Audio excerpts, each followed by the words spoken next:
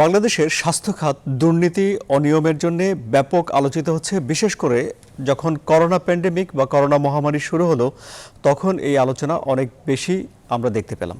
এর মধ্যে আমরা দেখতে পেয়েছি যে 10টি হাসপাতালে অভিযান চালানো হয়েছে এবং হাসপাতালগুলোর নানা রকম অনিয়ম সামনে চলে এসেছে এবং গণমাধ্যম থেকে যে প্রতিবেদন আমরা পেয়েছি সেখানে আমরা দেখতে পেলাম যে অনেক হাসপাতালের লাইসেন্সই নাই, অনুমোদনই নাই, তারা লাইসেন্স অনুমোদন করেননি এবং শেষ পর্যন্ত স্বাস্থ্য অধিদপ্তরের মহাপরিচালক তিনি পদত্যাগ করেছেন। পত্রিকাগুলোতে রিপোর্ট হয়েছে যে তাকে সরে যেতেই হতো, তিনি সম্মানজনকভাবে নিজেই সরে গেছেন এবং স্বাস্থ্য অধিদপ্তরের আরও একজন পরিচালক যে কোনো মুহূর্তে যাবেন, সব কাগজপত্র ঠিক হয়ে আছে। তাহলে এটি কি স্বাস্থ্য খাতে শুদ্ধ অভিযান চলছে? কিভাবে দেখব আমরা এটিকে? জনতন্ত্রে গণতন্ত্রে আপনাদের স্বাগত জানাচ্ছি। আজ আমাদের আলোচনার বিষয় স্বাস্থ্য খাতের শুদ্ধি অভিযান। আমি আমার ওয়ার্সাদি আপনাদের সঙ্গে আছি। আমার আমন্ত্রিত অতিথি চারজন। আমার সঙ্গে রয়েছেন সাবেক সচিব জনাব আবু আলম শহীদ খান, আমার সঙ্গে রয়েছেন বিএনপির যুগ্ম মহাসচিব জনাব অ্যাডভোকেট সৈয়দ মোয়াজ্জেম হোসেন আলাল, আমার সঙ্গে রয়েছেন গণপ্রজাতন্ত্রী বাংলাদেশ সরকারের মন্ত্রী মৎস্য ও পশুপালন মন্ত্রণালয় জনাব অ্যাডভোকেট সম রেজাউল করিম এমপি এবং আমার সঙ্গে রয়েছেন বাংলাদেশের কমিউনিস্ট পার্টি সিপিবির সভাপতি জনাব মুজাহিদুল ইসলাম সেলিম। জনাব মুজাহিদুল ইসলাম সেলিম, আলোচনা আপনাকে দিয়ে শুরু করছি। আপনি কি বলবেন এটি কি স্বাস্থ্য খাতে শুদ্ধি অভিযান? উল্লেখ করলেন এটা হলো তাৎক্ষণিক একটা পদক্ষেপ, কিন্তু সমস্যাটা আরো গোড়ায়। শুদ্ধি অভিযানের বিষয়টি যদি আলোচনা করতে হয় তাহলে আমাদের যেতে হবে যে স্বাস্থ্য এবং চিকিৎসা খাতে বা এই ক্ষেত্রে মৌলিক গলদটা কোন জায়গায়। আমরা পাকিস্তানি আমলে স্বাস্থ্য ব্যবস্থা সার্বজনীন, সকলের জন্য স্বাস্থ্য এবং চিকিৎসা প্রদান করতে হবে এবং 4টি মৌলিক অধিকার প্রত্যেকটা নাগরিকের জন্য নিশ্চিত করতে হবে। অন্ন, বস্ত্র, শিক্ষা, চিকিৎসা, বাসস্থান, এটার গ্যারান্টি দিতে হবে এবং রাষ্ট্র সেটার দায়িত্ব নেবে। এই কথা বলে আমরা আইয়ুবের বিরুদ্ধে সংগ্রাম করেছি। এই কথা বলে, এই স্বপ্ন দেখে আমরা অস্ত্র ধরে লড়াই করেছি। 30 লক্ষ মানুষ জীবন দিয়েছে। আমরা দেশ স্বাধীন হওয়ার পর এই পথে হয়তো প্রথম পদক্ষেপ আমরা নিয়েছিলাম, কিন্তু ভালো মতো অগ্রসর হতে পারিনি। প্রায় 4.5 দশক ধরে এই সমস্ত বিষয়টা অন্যান্য ক্ষেত্রে, যেমন সমাজ এবং অর্থনীতির অন্যান্য ক্ষেত্রে যেভাবে মুনাফা তাড়িত, মুনাফার লোভে সমস্ত কাজকর্ম চলবে, এই দর্শনের উপর ভিত্তি করে এখনো পর্যন্ত সেটা চলছে। এবং সেই কারণে আমরা দেখতে পাই এইটা তো কমপ্লেন করার কোনো কারণ নেই, কেন সরকারি দর্শন, সেটা আওয়ামী লীগ গভর্নমেন্ট বলেন, বিএনপি গভর্নমেন্ট, তাদের সকলের দর্শন হলো মানুষ লোভের বশবর্তী হয়ে যদি অর্থ কামাই করে, টাকা পয়সা জমায়, এটা বলে আদিম পুঁজি সঞ্চয়। অন্যায় পথেও যদি আদিম পুঁজি সঞ্চয় করে এবং সেটা পরবর্তীকালে বিনিয়োগের মাধ্যমে চুইয়ে পড়তে পড়তে নাগরিকের কাছে যাবে। সুতরাং টাকা আলাদেরকে প্রাইভেট হাসপাতাল বানাইতে দাও, সরকারের মাথা ব্যথার কিছু নেই। সরকারের একটাই কাজ, এইখানে যাতে প্রাইভেট ইনভেস্টমেন্ট হয় এবং যার ফলে সরকার এই যে তার একটা মৌলিক দায়িত্ব, সেই মৌলিক দায়িত্বটা ফিলোসফিক্যালি এটা ত্যাগ করেছে এবং অর্থনৈতিক ব্যবস্থা, সামাজিক ব্যবস্থা এমন ভাবে পরিচালিত যার ফলে এই কাজটা তারা করতে পারে এবং আমাদের দেশে নাগরিকদের জন্য স্বাস্থ্য এবং চিকিৎসা ব্যবস্থা এখনো। কিন্তু জনাব মুজাহিদুল ইসলাম সেলিম, আপনি কিন্তু সরকার বলছে যে তারা দুর্নীতির বিরুদ্ধে তাদের অবস্থান, তাদের জিরো টলারেন্স আছে এবং তারা এই দুর্নীতির বিরুদ্ধে ব্যবস্থা নেওয়া তাদের অগ্রাধিকার। না, এটা কত করবে? ভাঙ্গা কলসিতে যতই পানি ঢালেন কলসিতে ভরবে না। আপনার সিস্টেমটাই এমন করে রেখেছেন যে লোভ, লালসা এবং লুটপাটের প্রচেষ্টায় অর্থ সংগ্রহের জন্য তারা এটাকে পুঁজি বলে, কিন্তু এটা পুঁজি না, এটা হলো লুটপাটের সম্পদ এবং বিদেশে পাচার হয়ে যায়। এটা ট্রিকল ডাউন করে চুয়ে পড়ে নিচে যায় না। ওর জন্য স্বাস্থ্য, যেমন আমাদের এই করোনার সময় বলে, যেটা হওয়া উচিত ছিল শুরু থেকেই গোলমাল হয়ে গেছে। এইটা একটা বিরাট সংকট, এমন সংকট যে সরকারি রাষ্ট্রযন্ত্রের মেকানিজম দিয়ে আপনি এটা পারবেন না এবং প্রাইভেট হাসপাতাল দিয়ে তো পারবেনই না। সমস্ত 16 কোটি মানুষকে মোবিলাইজ করা উচিত ছিল। আমরা কি পারতাম না জানুয়ারি মাসে 1 লক্ষ, 2 লক্ষ, 5 লক্ষ ভলেন্টিয়ার 5,000 টাকা করে অ্যাডহক বেতন দিয়ে তাদেরকে নিয়োগ করে প্রচারক এবং স্যাম্পল সংগ্রহের জন্য টেকনিক্যাল প্রশিক্ষণ দিয়ে আমরা সমস্ত জাতির শক্তিটাকে কি আমরা মোবিলাইজ করতে পারতাম না? আমি খালি একটা উদাহরণ দিলাম, আরো এইরকম বলা যায় হোল সোসাইটিকে অর্গানাইজ। আমরা মুক্তিযুদ্ধে কি করেছিলাম 71 সালের 25শে মার্চের পর? তখন কারো কোনো ট্রেনিং নাই, আনট্রেন ইয়াং ছেলেরা লাখে লাখে তারা যে 7 দিনের ট্রেনিং, 303 রাইফেল আর একটা গ্রেনেড, এখানে আরো আছে মুক্তিযুদ্ধের সেই সময়কার ঘটনা জানি, এইটা দিয়ে পাঠিয়ে দেওয়া হয়েছে। এবং তার পরবর্তীকালে এইটা সম্প্রসারিত হয়ে আরো গভীরতর এবং দক্ষ হয়ে আমরা আমাদের সেক্টর কমান্ডার্স এর আন্ডারে এবং আমাদের কমিউনিস্ট পার্টির বাহিনী, তারপরে মুজিব বাহিনী, এইগুলোর ভেতর দিয়ে আমরা লড়াইটাকে অগ্রসর করলাম। আমাদেরও এই ধরনের প্রত্যেকটা ক্ষেত্রে আমরা পদক্ষেপ করেছিলাম, সরকারকে সুপারিশ করেছিলাম, সরকারকে বলেছিলাম আমাদের পরামর্শগুলো একটু শুনেন, একটা পরামর্শ সভা ডাকেন। সরকার সেটা ডাকলো, কেননা সে নির্ভর করেছে জনতার শক্তির উপরে না, সে নির্ভর করে বসে আছে ব্যুরোক্রেসি, আমলাতন্ত্রের উপরে, যে আমলাতন্ত্রের ভেতরে আমাদের বিভিন্ন সংস্থার রিপোর্ট, দুদকের বলেন আর অন্যান্য সংস্থার বলেন, তাদের রিপোর্ট হলো সেটা স্বাস্থ্য বিভাগ, সেটা পুলিশ বিভাগ, সেটা অমুক বিভাগ, কোনটা সবচেয়ে বেশি দুর্নীতিবাজ, এইটা নিয়ে প্রতিযোগিতা চলে, এইটা নিয়ে কাজ হবে। জি, আমি আমি আমি আপনার কাছে আসবো, আলোচনা আপনার কাছে আরো অনেক কিছু জানার আছে। জনাব আবু আলম শহীদ খান, আপনিও শুনতে পেয়েছেন জনাব মুজাহিদুল ইসলাম সেলিম বলছেন যে সরকার আমলাতন্ত্রের উপরে নির্ভর করে আছে এবং এই করোনা মহামারী মোকাবেলায় খুব একটা ভালো করছে সেটি বলা যাচ্ছে না, কি বলবেন আপনি? সরকার আমলাতন্ত্রের উপর নির্ভর করে আছে কিনা এটা তো আরো গভীর আলোচনার দাবি রাখে। সরকার অনেক ব্যবস্থা নিচ্ছে। আপনি যে প্রশ্নটা সেলিম ভাইকে করেছিলেন উনি ওনার জবাবটা দেননি, সেই জন্য আমি ওটার জবাব দিয়ে শুরু করবো। আপনি বলেছিলেন এটা কি সত্যি অভিযান কিনা, সেলিম ভাই ওটার জবাব না দিয়ে অন্য অনেক কিছু বললেন এবং অনেক ভালো ভালো কথা বলেছেন। আমি নিঃসন্দেহে তার কথাগুলোকে দেখি। শুদ্ধি অভিযান বলতে যা বোঝা যায়, শুদ্ধি অভিযান যে ডেফিনেশন, সেই ডেফিনেশনে একজন ডিজির পদত্যাগ কিন্তু শুদ্ধি অভিযানের সূচনাও না, শুদ্ধি অভিযানও না। এটা কোনো শুদ্ধি অভিযানের অংশও না। শুদ্ধি অভিযান চলছে বলে সরকার যদি মনে করেন যে একজন ডিজি পদত্যাগ করেছেন, সেটাকে শুদ্ধি অভিযান বলবো না। যদি ডিজির বিরুদ্ধে কোনো অভিযোগ থাকে তাহলে তো অবশ্যই তাকে স্যাক করা উচিত ছিল, তার ব্যাপারে বিভাগীয় মামলা করা উচিত ছিল এবং তারপরে অন্যান্য যে ব্যবস্থা রাষ্ট্র নিতে পারে সেই ব্যবস্থাগুলো নেওয়া উচিত ছিল। সুতরাং এটাকে শুদ্ধি অভিযান বলার কোনো কারণ নেই এবং স্বাস্থ্য সেক্টরে শুদ্ধি অভিযান চলছে এটা মনে করার, এরকম ভুল ধারণা কাউকে দেওয়ারও কোনো কারণ নেই। আমরা এই ভুল ধারণাটা দিতে চাই না, এটাকে কোনো শুদ্ধি অভিযানের পর্যায়ে ফেলা যাবে না। আপনি আরেকটা জিনিস জিজ্ঞেস করেছিলেন যে দুর্নীতির জিরো টলারেন্স, সেখানে সেলিম ভাই কিছু উত্তর দেওয়ার চেষ্টা করেছিলেন। আমি দুর্নীতির জিরো টলারেন্সের ব্যাপারে পরিষ্কারভাবে বলতে চাই, জিরো টলারেন্স হচ্ছে একটা পলিটিক্যাল রিটরিক, এটা শুনতে ভালো লাগে, কিন্তু জিরো টলারেন্স করা এবং জিরো দুর্নীতিতে আনা এটা সম্ভব না। পৃথিবীর কোনো দেশেই দুর্নীতি জিরোর পর্যায়ে যায়নি এবং মানব সভ্যতা থাকা পর্যন্ত জিরোতে নিয়ে যাওয়া কতদূর সম্ভব হবে একে নিয়ে আমার সন্দেহ আছে। যেটা আমরা করতে পারি সেটা হচ্ছে যে আমরা দুর্নীতিকে কতটা কমাতে পারি, কমাতে কমাতে এমন জায়গায় নিয়ে যাওয়া উচিত যে জায়গায় গেলে মানুষ বলবে যে না, দেশে এখন দুর্নীতি নাই বা যা হচ্ছে সেটা সহনশীল। 95%, 98% পর্যন্ত আমরা হয়তো পৌঁছতে পারবো, বাট এটার জন্য সময় লাগবে। এখন আসে যে আমলাদের উপর নির্ভরতা। আমলাদের উপরে, আমলা বলতে সেলিম ভাই পরিষ্কার করেছেন, আমলা বলতে কিন্তু শুধু সচিবালয় বুঝায় না। আমলার মধ্যে রাষ্ট্রপতি থেকে একেবারে চৌকিদার পর্যন্ত পড়ে, যারাই সরকারি বেতন খান, বেতন ভোগ, যারা জনগণের পয়সায় বেতন নেন, ভাতা নেন, তারা সবাই আমলার মধ্যে পড়েন। আপনি যদি স্বাস্থ্য সেক্টরের কথা বলেন, স্বাস্থ্য অধিদপ্তরে ওই অর্থে সাধারণ আমলারা কাজ করে না, ওখানে সমস্ত ডাক্তাররাই কাজ করেন, মেডিকেল অফিসার, ডাইরেক্টর, উপপরিচালক, ডিজি সবাই ডাক্তার। সুতরাং ওটা স্বাস্থ্য অধিদপ্তরের একটা আমলাতন্ত্র। এবং সরকারকে, সরকার যেটা আছে, যে কোনো সরকার, সেলিম ভাইরা যখন সরকার গঠন করবেন তখন তাদেরও কিন্তু এই ধরনের বিশেষজ্ঞ মানুষদের উপর নির্ভর করতে হবে। সেটার নাম তারা হয়তো অন্য কিছু দিতে পারবেন, আমরা না দিয়ে জনগণের চাকর অথবা গণকর্মচারী অথবা যে কোনো নামে ডাকা যেতে পারে, কিন্তু তাদের উপর নির্ভর করতে হবে।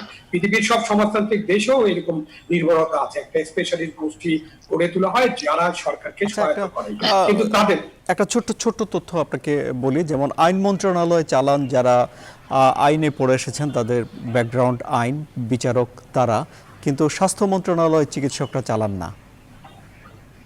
স্বাস্থ্য মন্ত্রণালয়ের চিকিৎসক থাকার কোনো দরকার নেই, কারণ চালানোর জন্য স্বাস্থ্য মন্ত্রণালয় ডাক্তার দিতে হবে এটা কোনো প্রয়োজন নাই, কারণ এটা প্রমাণিত হয়েছে। এখন আমি আমাদের সাপোর্টে বলছি না, প্রমাণিত হয়েছে যেখানে আমরা সব ডাক্তার রেখেছিলাম সেই স্বাস্থ্য অধিদপ্তর, তাকে এখন আপনারা কত পয়েন্ট দিবেন, অনেক আলোচক দিতে পারেন, তারা পুরোপুরি ফেইল, টোটালি ফেইল্ড একটা অধিদপ্তর যেখানে সবাই ডাক্তার ছিলেন।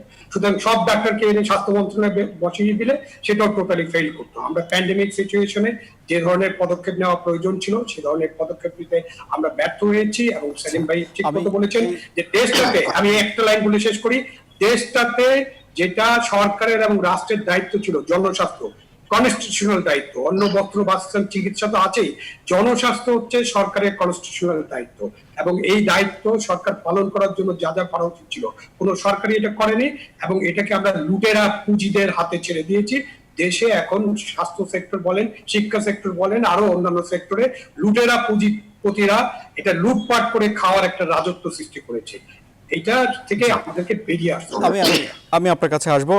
জনাব সৈয়দ মোয়াজ্জেম হোসেন আলাল, আপনিও কি মনে করেন যে এখন এই করোনা মহামারী মোকাবেলা করা হচ্ছে আমলাদের উপর নির্ভর করে, রাজনৈতিক সিদ্ধান্ত বা রাজনৈতিক নেতাদের সেখানে ভূমিকা কম? নিঃসন্দেহে এটা মনে করি, এর প্রমাণ আমার সামনে আছে। আপনি দেখেন এখানে আমরা যারা আছি, দর্শক শ্রোতা যারা আছেন, তাদের মধ্যে রাজনৈতিক মতবিরোধ যত থাকুক শেখ মুজিবুর রহমান সাহেবকে শ্রদ্ধা করেন না এমন লোকের সংখ্যা কম পাবেন দেশে। কিন্তু সেই মুজিব বর্ষ পালনের, শতবর্ষ পালনের অনুষ্ঠানের প্রধান মুজিব পরিবারেরও কেউ না, তাজউদ্দিন পরিবারেরও কেউ না, নজরুল ইসলামের পরিবারেরও কেউ না, এমনকি পুরনো যারা তোফায়েল আহমেদ, আমির হোসেন আমু কিংবা নাসিম সাহেব তো ওনারা অন্য কেউ না, সেখানেও সচিব মোজাফর হোসেন পল্টুরা, এরা কেউই না। এর অর্থ হচ্ছে যে দলের মধ্যে উনি কাউকে বিশ্বাস করেন কিনা এটা নিয়ে প্রশ্ন জাগা স্বাভাবিক। প্রধানমন্ত্রী জাতীয় সংসদে দাঁড়িয়ে বলেছেন না যে আমি বাদে আওয়ামী লীগের সবাইকে কেনা যায়, এবং যখন এই ক্যাসিনো অভিযান চলছিল তখন এরকম এই যে একটু তুলির অভিযানের মধ্যেও কিন্তু বারবার বলা হয়েছে, ওবায়দুল কাদের সাহেব বলেছেন, অন্যান্যরা বলেছেন, প্রধানমন্ত্রীর কাছে গোয়েন্দাদের সূত্র থেকে সমস্ত খবর পৌঁছেছে। গোয়েন্দাদের সূত্রে কেন যুব মহিলা লীগের কারা প্রশ্রয় দিয়েছে পাপিয়াকে, কেন যুব লীগের কারা প্রশ্রয় দিয়েছে পাপিয়াকে, সেই সোর্সে কেন খবর যাবে না? এটা হলো একটা দিক। আর বেশি মাত্রায় নির্ভরশীল হয়েছে যে তার প্রমাণ হলো এই স্বাস্থ্য অধিদপ্তরের ডিজির কথা যে আপনি বললেন, যেহেতু আলোচনাটা শুধু স্বাস্থ্য নিয়ে, এই জন্য আমি অন্যদিকে যাচ্ছি না। এর বিরুদ্ধে কি না বলা হয়েছে আপনি বলেন। একজন সচিবকে পরিবর্তন করলে তাকে আরেক জায়গায় সচিব বানানো হলো, উইথ ডিগনিফাইড প্রমোশনই বলা চলে, সিনিয়র সচিব বানিয়ে দেওয়া হলো তাকে। ব্যবস্থা যেগুলো হলো, এই যে ঔষধ প্রশাসন অধিদপ্তরের পরিচালক যিনি ব্রিগেডিয়ার, তিনি ওখান থেকে বদলি হওয়ার পরে কি বলে গেছিলেন, সেটার ব্যাপারে কোনো তদন্ত হয়েছে? কিছুই হয়নি। 43টা কমিটি করেছে স্বাস্থ্য মন্ত্রণালয় এবং স্বাস্থ্য অধিদপ্তর এখন পর্যন্ত মিলিয়ে। আমরা দেখলাম যে স্বাস্থ্য অধিদপ্তর 8 সদস্য বিশিষ্ট একটি কমিটি করলো, সঙ্গে সঙ্গে স্বাস্থ্য মন্ত্রণালয় আবার জাতীয় পরামর্শ কমিটি করলো, এবং জাতীয় পরামর্শ কমিটিরা আজকে পর্যন্ত বলেছেন যে আমাদের বেশিরভাগ সুপারিশ এই সরকার গ্রহণ করেনি, বাস্তবায়ন করেননি, গ্রহণই করেননি, বাস্তবায়ন করবেননি। আজকেও বলেছে, আজকেও কয়েকটা টিভি টকশোতে, এটা টিভি চ্যানেলের নিউজ আমি এটা দেখলাম। এবং আরেকটি জিনিস যেখানে খুব ব্যাপক প্রভাব বিস্তার করে, সেটা হচ্ছে যে আমাদের ফিউচার জেনারেশন। সেলিম ভাই তো আমাদের অনেক সিনিয়র এখানে, আমরা মোটামুটি কাছাকাছি বয়সের আছি বাকি 3 জন, আমার যেটা ধারণা। আপনি দেখেন টেলিভিশন খুললেই, পত্রিকার পাতা খুললেই যে ছবিগুলো আমরা খুব বেশি করে দেখি, এখানে আদর্শবান অফিসারদেরকে দেখানো যায় না, ব্র্যাকের কর্মসূচি দেখানো যায় না। এটা উদাহরণ দিলাম আমি আর কি। অন্য আপনারা যে কোভিড হাসপাতাল করেছেন, এই যে বসুন্ধরা গ্রুপ, সেইটার ব্যাপারে দেখানো যায় না বেশি করে, তা না দেখিয়ে বেশি করে দেখাচ্ছি সাহেবকে, সাবরিনাকে, ওই জিকে শামীমকে, খালিদকে, সম্রাটকে। এই যে জিনিসগুলো, তাতে হচ্ছে কি আমাদের নেক্সট জেনারেশন তারা মনে করছে যে দেশের বেশিরভাগ মানুষই বোধহয় এরকম, তাদের ভবিষ্যৎ রাজনীতি, ভবিষ্যৎ দেশে থাকার প্রবণতাটাই নষ্ট হয়ে যাচ্ছে। ব্রেন ড্রেনের সম্ভাবনাটা আশঙ্কাটা আরো বেশি করে বেড়ে যাচ্ছে। জি, আমি ক্ষতিটা কিন্তু সব দিকে হচ্ছে, একদিকে না শুধু। আপনার কাছে আমি আসবো। আমি একটু জনাব মাননীয় মন্ত্রী জনাব সমর রেজাউল করিম এমপি আপনার কাছে এবারে যেতে চাই। এই যে অভিযোগ উঠল যে এখন রাজনৈতিক সিদ্ধান্তর চেয়ে আমলা নির্ভরতা বেশি, এই অভিযোগ আপনি কি মনে করেন ঠিক? দেখুন, অভিযোগ তো আপনি প্রশ্ন তুললেন, আর আমার সঙ্গে যে তিনজন সম্মানিত আলোচক আছেন তিনজনই তুলছে, এখন চারজনের প্রশ্নের অ্যাড্রেস করতে হবে আমাকে। প্রথম বলতে চাই, সবার প্রতি শ্রদ্ধা রেখে আমাদের বিদ্যমান পরিস্থিতিটাকে কিন্তু বিবেচনায় রেখেই সব আলোচনায় আসলে ভালো হয়। করোনা, বন্যা, বৃষ্টি, আমপান, বুলবুল, এই ভয়াবহ 5টি প্রাকৃতিক বিপর্যয়, তার ভিতরে সবচেয়ে বড় বিপর্যয় যেটা কোভিড-19, যার জন্য সারা বিশ্বের কেউ প্রস্তুত ছিল না।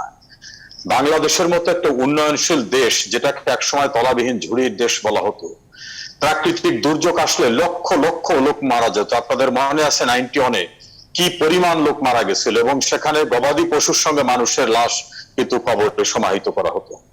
এইরকম পরিস্থিতিকে রাষ্ট্রীয়ভাবে সর্বোচ্চ সতর্কতার সঙ্গে মানুষকে সামলে নেওয়া, নিরাপদ আশ্রয় নিয়ে কিন্তু আমাদের মোকাবেলা করতে হচ্ছে।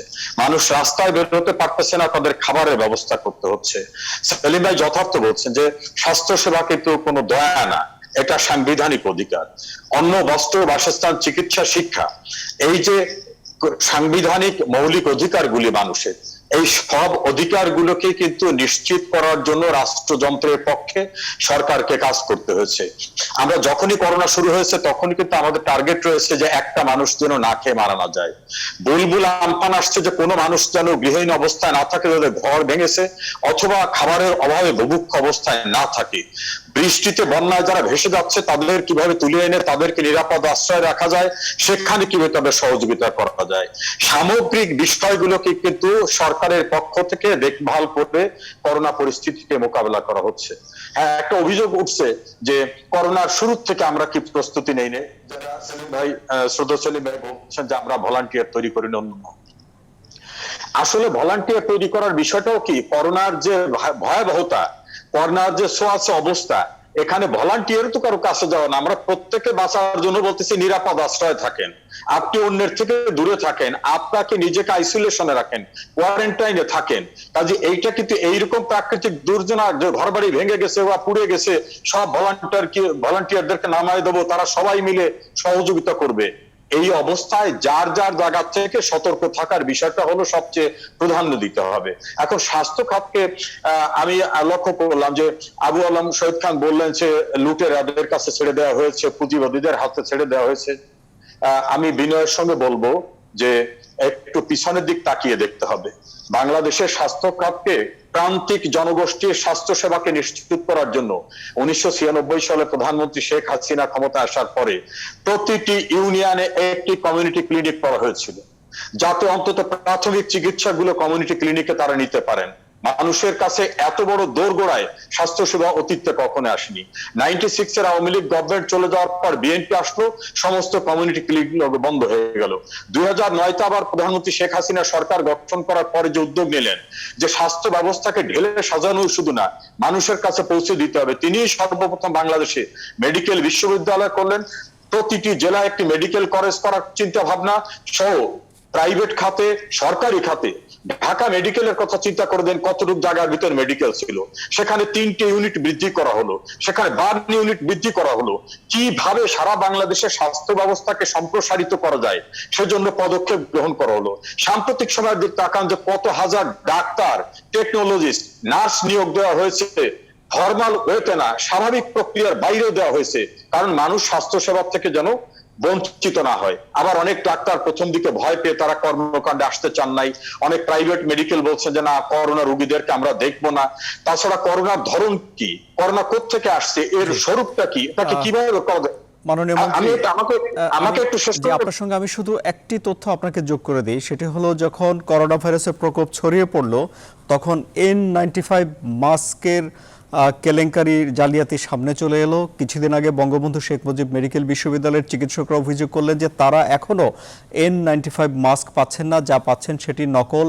80 জনেরও বেশি চিকিৎসক মারা গেছে। এবং অনেকে হাসপাতালে যেতে না পেরে হাসপাতালে বারান্দায় দেহত্যাগ করেছেন, এমন ঘটনাও বাংলাদেশে ঘটেছে।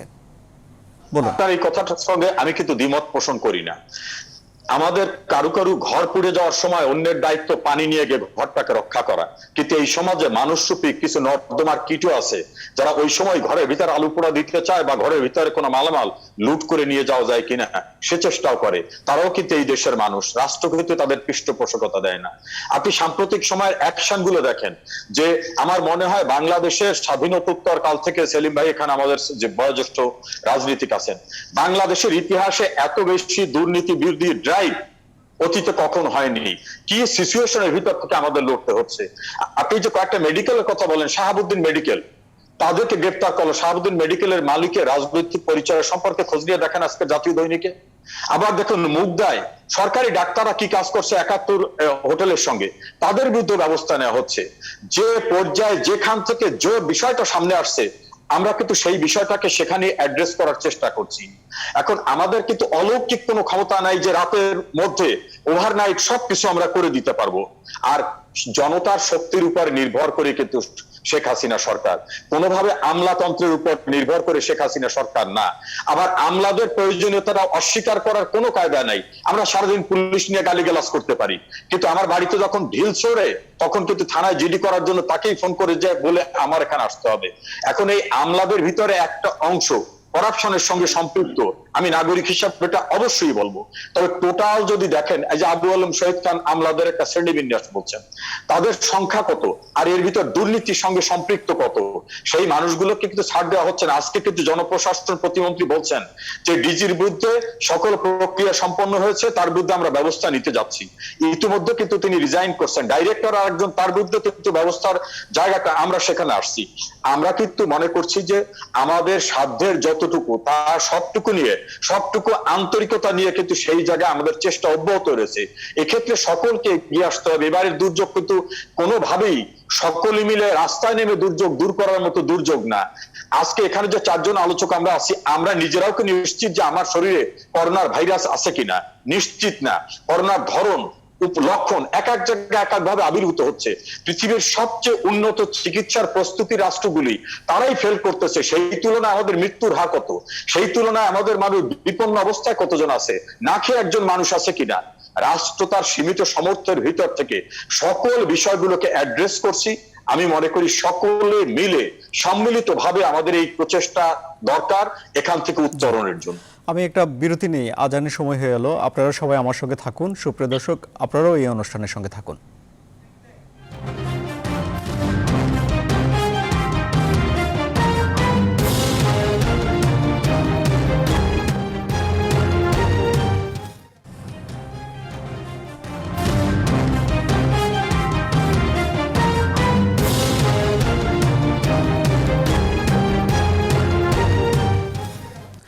আবারও স্বাগত। আপনারা দেখছেন জনতন্ত্র গণতন্ত্র।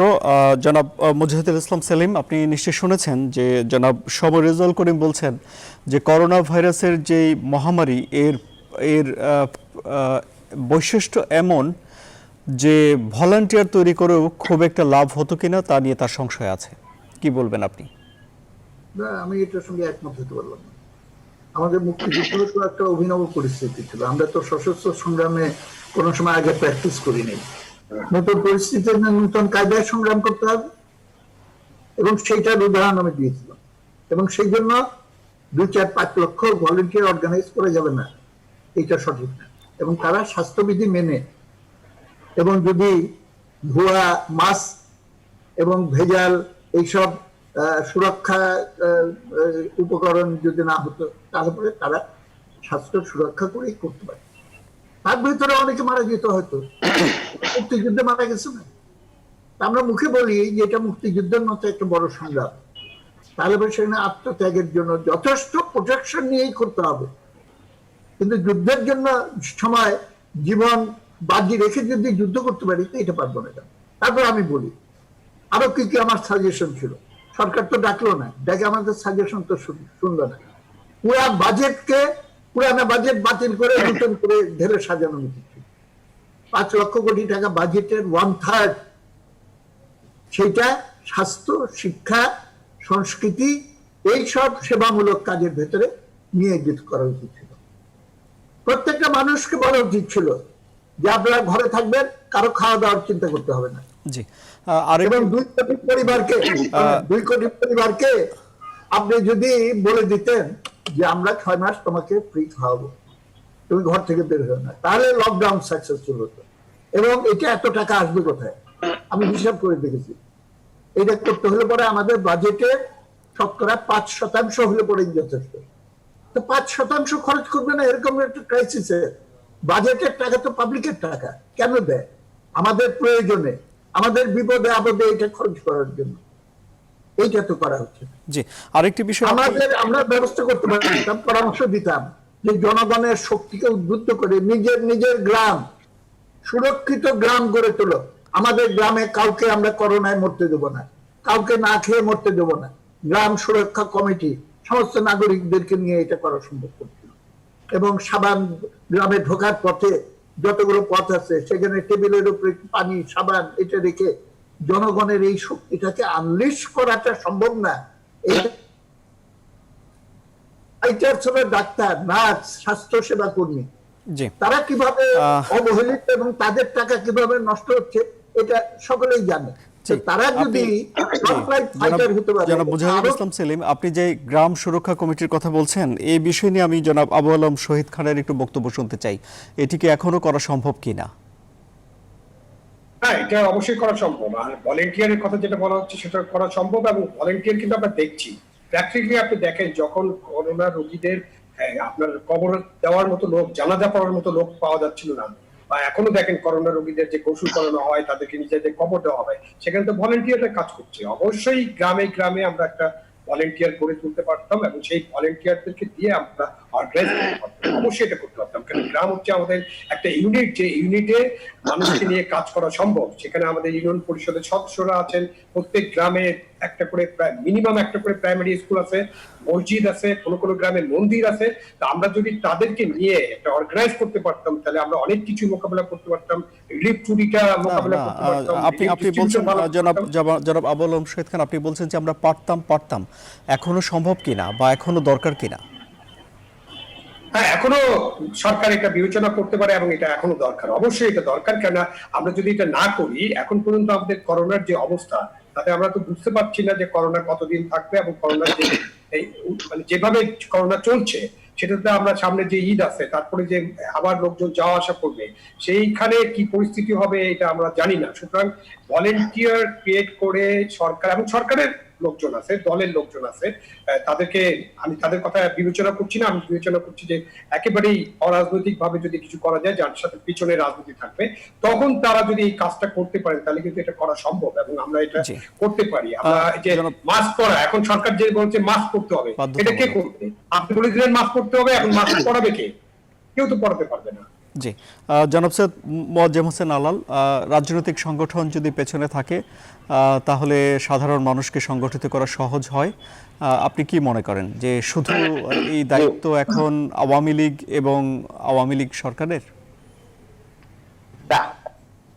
তা বলছি না আমি, কিন্তু আপনাকে একটা প্রেক্ষিত মনে রাখতে হবে।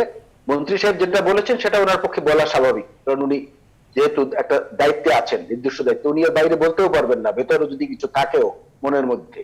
আপনাকে একটা জিনিস মাথায় রাখতে হবে যে বাংলাদেশ পাকিস্তান এই দুই রিজাইন মিলে টানা 12 বছর দেশ পরিচালনার দায়িত্বে আছে আওয়ামী লীগ, এই রেকর্ডটা কিন্তু অন্য কারো নাই। সুতরাং অতীতে বিএনপি ছিল না, জাতীয় পার্টি ছিল না, মার্শাল্লাহ ছিল, তাদের মেয়াদের সঙ্গে এটাকে তুলনা করা যাবে না। এক, দ্বিতীয় হচ্ছে সারা পৃথিবীতে হচ্ছে এখন রাজনৈতিক নেতৃত্বের পরীক্ষাগার। আপনি দেখেন মার্কিন যুক্তরাষ্ট্রে যেদিন মাত্র 10,000 লোকের উপরে গবেষণা করা হয়েছে, অর্থাৎ টেস্ট করা হয়েছে, সেদিন জার্মানিতে 1 লাখ লোক ছাড়িয়ে গেছে টেস্টের, এবং জার্মানিতে এই জুন মাস পর্যন্ত মৃত্যুর সংখ্যা সর্বোচ্চ 10।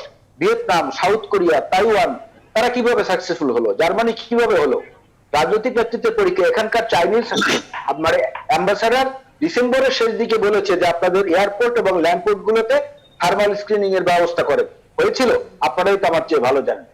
তারপরে কত কথা হয়েছে, এবং সবচেয়ে কষ্ট লাগে যেটা, সাংবিধানিক প্রধান তো আমাদের মহামান্য রাষ্ট্রপতি, তিনি যখন বুয়েটের কনভোকেশনে আমাদের শিক্ষার্থীদেরকে উদ্দেশ্য করে বলেন যে নির্মাণ কাজে আপনারা রডের বদলে বাঁশ দেবেন না, সিমেন্টের বদলে বালু দিবেন না, এরপরে কি থাকে প্রত্যাশাটা? তা আওয়ামী লীগ যে শুধু অতীতের সঙ্গে তুলনা করে সেটা না। সেলিম ভাই যেটা বলেছেন ভলান্টিয়ার্স করা সম্ভব, এইভাবে আমি উদাহরণ দিয়ে দেখাই। আমি দেখেছি চট্টগ্রামে যুবলীগের কিছু ছেলেরা এ দাফন কাফনের ব্যবস্থা করছে। এই নারায়ণগঞ্জে আমার যুব দলের সভাপতি কাউন্সিলর খুরশেদ আলম, আপনারা জানেন 100-র উপরে দাহ এবং কবরস্থ করেছে এখন পর্যন্ত মানুষকে। ঝড় বৃষ্টির মধ্যেও সে তার টিম নিয়ে নেমে দেয়, নাম দিয়েছে কে আলম টিম, খুরশেদ আলম টিম। এবং এই স্বাস্থ্য সেবা নেওয়ার জন্য শামীম ওসমানকে দস্তুর মতো মাইকের সামনে বক্তৃতা দিতে হয়েছে স্বাস্থ্যমন্ত্রীর বিরুদ্ধে। স্বাস্থ্য মন্ত্রণালয় সংক্রান্ত স্থায়ী কমিটির সভাপতি আপনার ইকরামুল করিম চৌধুরী নোয়াখালীর, তিনি পর্যন্ত স্বাস্থ্যমন্ত্রীর পদত্যাগ চেয়ে তারপরে ওইখানে কিট নিতে পেরেছেন। এগুলো আমরা চোখের সামনে দেখেছি তো। সাবেক স্বাস্থ্যমন্ত্রী রুহুল হক বলেছেন প্রধানমন্ত্রীর কাছে উনি লিখিত ফাইল দিয়েছেন, নোট দিয়েছেন এই স্বাস্থ্য খাতের অনিয়ম দুর্নীতি কেলেঙ্কারি সম্পর্কে। কোনো কাজ হয় না। 2017 নাকি উনি দিয়েছেন, কোনো কাজ হয় নাই। প্রধানমন্ত্রীর দপ্তরে একটা ইউনিট আছে, গভর্নেন্স ইনোভেশন ইউনিট, সেই ইউনিট থেকে রোড সেফটি মুভমেন্টের পরে প্রধানমন্ত্রী নির্দেশ, নাম শেষ করছি, 10 সেকেন্ড লাগবে, 10 সেকেন্ড নির্দেশ দেওয়া হয়েছিল রোড সেফটি মুভমেন্টের পরে ছাত্রদের উই ওয়ান্ট জাস্টিস মুভমেন্টের পরে যে ট্রাফিক সিগন্যালের দায়িত্বগুলো সিটি কর্পোরেশনের কাছ থেকে পুলিশকে বুঝিয়ে দেওয়া হোক। আজ পর্যন্ত সেটা বুঝিয়ে দেওয়া হয় নাই প্রধানমন্ত্রীর দপ্তর থেকে বলার পর। বাস্তবায়ন না হলে সেই দায় কি বিরোধী দলে 12 বছর একটা না থাকবেন, দায়িত্ব একটু বেশি পালন করবেন না? অনেক অনেক ধন্যবাদ জনাব সৈয়দ মোয়াজ্জেম হোসেন আলাল। মাননীয় মন্ত্রী জনাব রেজাউল করিম, বক্তারা বলছেন যে সরকারের হাতে সময় ছিল এবং অনেক কিছু করার ছিল, কি বলবেন আপনি? না, ওই আলাল ভাই বলছে যে আমাদেরকে করতে হবে, দায়িত্ব বেশি। হ্যাঁ, এটা তো করতে হবে, কারণ 1949 সালেতে তৈরি রাজনৈতিক সংগঠন হিসেবে বাঙালি জাতির যা কিছু গৌরব বা অর্জন, সেই অর্জনের নেতৃত্ব দেওয়া, তলাবিহীন ঝুড়ির বাংলাদেশকে উন্নত সমৃদ্ধ বাংলাদেশে পরিণত করা, বিশ্বের কাছে একটা রোল মডেলে পরিণত করা, এগুলো কিন্তু আওয়ামী লীগ সরকারের নেতৃত্বেই হয়েছে। এখন অনেকগুলো বিষয়ে আলাল ভাই বললেন, হ্যাঁ বলার সময় অনেক বিষয়, আমি একটু শেষ করি। একটা একটু জিজ্ঞেস করতে পারি? জি প্লিজ। তলাহীন ঝুড়ি কোন আমলে বলা হতো? এটা কি আওয়ামী লীগ আমল ছিল না? আপনারা যে এই কথাটা বারবার উদাহরণ দেন, আমার বিবেচনা একটু ভেবে দেখেন, এটা কিন্তু বঙ্গবন্ধুকে ছোট করা হয়। আমি কথাটা সেটা বলছি না, বলছি যে বাংলাদেশের তৎকালীন সময় অর্থনৈতিক অবস্থা নিয়ে যারা ব্যঙ্গ বিদ্রুপ করতো, তারাই আজকের প্রেক্ষাপটে আজকের বাংলাদেশকে তারাই বলেন উন্নয়নের রোল মডেল। বাংলাদেশ যে এগিয়ে যাচ্ছে, আমি সেই কথাটা সেই অর্থে বলতে চেয়েছি। আলাল ভাই অনেকগুলো উদাহরণ দিয়েছেন, তার বিনয়ের সঙ্গে বলবো, ডক্টর রুহুল হক কবে স্বাস্থ্য অনিয়ম দূর করার জন্য প্রধানমন্ত্রীকে ফাইল দিয়েছেন আমি জানি না। টকশোতে এসে অনেক কথা রুহুল হক সাহেব বলেছেন কিনা আমি জানি না। তবে মাননীয় প্রধানমন্ত্রী শেখ হাসিনা রাজনৈতিক প্রতিপক্ষ বলতে পারবে না যে কোনো দুর্নীতির ইনফরমেশন তার কাছে যাওয়ার পরে তিনি কোথাও চুপ করে থেকেছেন। তিনি যেখানেই দুর্নীতি সেখানেই তিনি ব্যবস্থা গ্রহণের জন্য বলছেন। এখন কোন কোন ক্ষেত্রে কিন্তু এইরকম পরিস্থিতি হয়, আমি একজন ওসিকে যদি অ্যাকশন নিতে পাঠাই আর ওসি যদি নিজে দুর্নীতি করেন, তখন কিন্তু আবার নতুন করে আর নতুন ইনোভেশনে যেতে হয়। দুর্নীতি এবং কমিশনের কেউ কেউ কিন্তু দুর্নীতির অভিযোগে সাসপেন্ড হয়েছে। আর একটা জিনিস বলি যে ভলান্টিয়ার নিয়োগের কথাটা, মাননীয় প্রধানমন্ত্রী এ পর্যন্ত প্রায় 13 বার পাবলিকলি অ্যাড্রেস করছেন করোনা ভাইরাস আসার সময় পরে। তিনি গোটা জাতিকে সকলকে মিলে সম্মিলিতভাবে স্বাস্থ্য সচেতনতা কিভাবে বাড়ানো যায়, কিভাবে আমাদেরকে স্বাস্থ্য বিধি মানা যায় আহ্বান জানিয়েছেন। আমরা আমাদের সরকারের পক্ষ থেকে, দলের পক্ষ থেকে কিন্তু কাজ করছি। আমরা কিন্তু ভলান্টিয়ার্স হিসাবে দায়িত্ব পালন করার ক্ষেত্রে মাননীয় প্রধানমন্ত্রী কিন্তু শব্দটা ভলান্টিয়ার না বললেও সকলকে এগিয়ে আসার জন্য আহ্বান জানিয়েছেন। এর চেয়ে কি করার সুযোগটা সেক্ষেত্রে ছিল? আর একটা জিনিস আমি বলি, এই দেশের মানুষের কিছু একটা প্রবণতাও কিন্তু আছে। আর্মি পুলিশ নামার পরে মাস্ক ব্যবহার করতে বললে সে দৌড় দিয়ে কিছুদূর যাওয়ার পরে মাস্কটা আবার খুলে রাখে। আপনি একটা ভলান্টিয়ার যে মাস্ক লাগাতে বলার পরে কতক্ষণ লাগায়? তারপরেও আমাদের যে রাজনৈতিক দল আছে, সিপিবি বলুন, বিএনপি, সকলে মিলে সম্মিলিত ভাবে কিন্তু আমাদের সেই চেষ্টাকে এগিয়ে নিয়ে যেতে হবে। আমরা কিন্তু আমাদের সাধ্যের ভিতর থেকে সিনসিয়ারলি সবটুকু প্রচেষ্টাকে অব্যাহত রেখেছি। তাহলে এই সম্মিলিত চেষ্টার উদ্যোগ কে নেবে? সম্মিলিত চেষ্টা বলতে এই চেষ্টা কিন্তু আমরা সবাই মিলে রাস্তায় মিছিল করার চেষ্টা না। এই চেষ্টা আজকে আপনার বাড়ির আশপাশে যদি কেউ অনিয়মের সঙ্গে থাকে, আপনার দায়িত্ব তাকে বলা, ভাই স্বাস্থ্যবিধি অনুসরণ করেন। আলাল ভাইয়ের বাড়ির পাশে থাকলে তার দায়িত্ব, মুজাহিদুল ইসলাম সেলিম ভাইয়ের কাছে থাকলে তার দায়িত্ব। এই দায়িত্ব সবাই মিলে আমাদের হাতে আর সময় নেই। শেষ করতে হচ্ছে। সম্মিলিতভাবে সবাই মিলে এই করোনা ভাইরাসকে মোকাবেলা করে আমরা আমাদের অর্থনীতির চাকাকে গতিশীল রাখবো, এই প্রত্যয় রেখেই শেষ করছি আজকের মতো। আমার সঙ্গে যোগ দেওয়ার জন্য আপনাদের সবাইকে ধন্যবাদ।